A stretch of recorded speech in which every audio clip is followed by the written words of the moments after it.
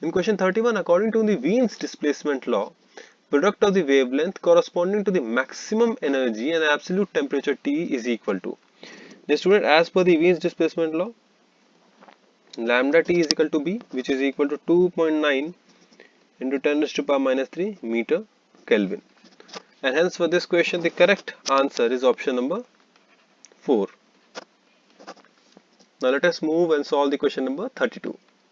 In question 32, a body cools from 81 degrees Celsius to 79 degrees Celsius in 5 minutes. The final temperature of surrounding is 20 degrees Celsius. The time taken by the body to cool from 71 to 69 degrees Celsius is. The student, this question is based on the Newton's law of cooling, and we'll use the average formula or the average method for Newton's law of cooling.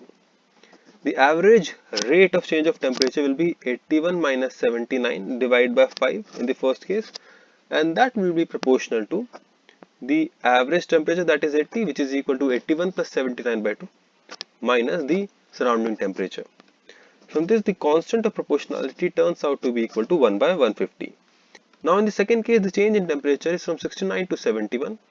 So 71 minus 69 divided by T will be equal to K, that is 1 by 150, into the average temperature, that is 70, minus the surrounding temperature, that is 20.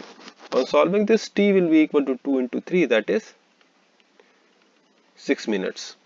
Meaning for this question, the correct answer is option 4. Now let us solve the question number 33. In question 33, a copper and steel rod combination is given and the temperatures of the ends are also given.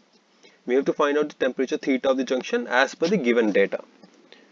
The student, the net heat flow through the theta will be 0, that is the net incoming heat will be 0 or net outgoing heat will be 0. We can write down that incoming heat will be equal to the outgoing heat. Let the heat come from this side and outflow from this side. So we can write down that the K of copper into area of cross section of copper into 100 minus theta divided by length of copper will be equal to K of steel, area of steel, into theta minus 0 by length of steel. So this will be 400 into 100 minus theta is equal to 50 theta, that is theta will be equal to 88.88 or approximately 89 degree Celsius. Meaning option number 3 is the correct answer. Now let us solve the question number 34. Question 34 says an ideal gas is taken through a process given by P is equal to kV square, where P is the pressure and V is the volume. We have to find out the molar heat capacity. Student, this can be written as PV to the power minus 2 is K, where X is equal to minus 2, that is the power of volume. Now the specific heat, molar specific heat in this case is written as CV plus R by 1 minus X. So this will be equal to CV plus R by 1 minus minus 2, that is CV plus R by 3. Now the student, we know that Cp minus Cv is equal to R, so Cv is equal to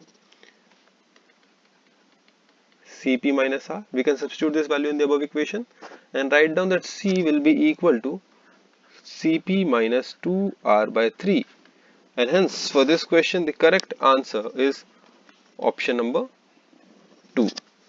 Now let us solve the question number 35. The student, question 35 says an amount Q of heat is added to a monatomic ideal gas in a process in which the gas performs a work 2Q by 5.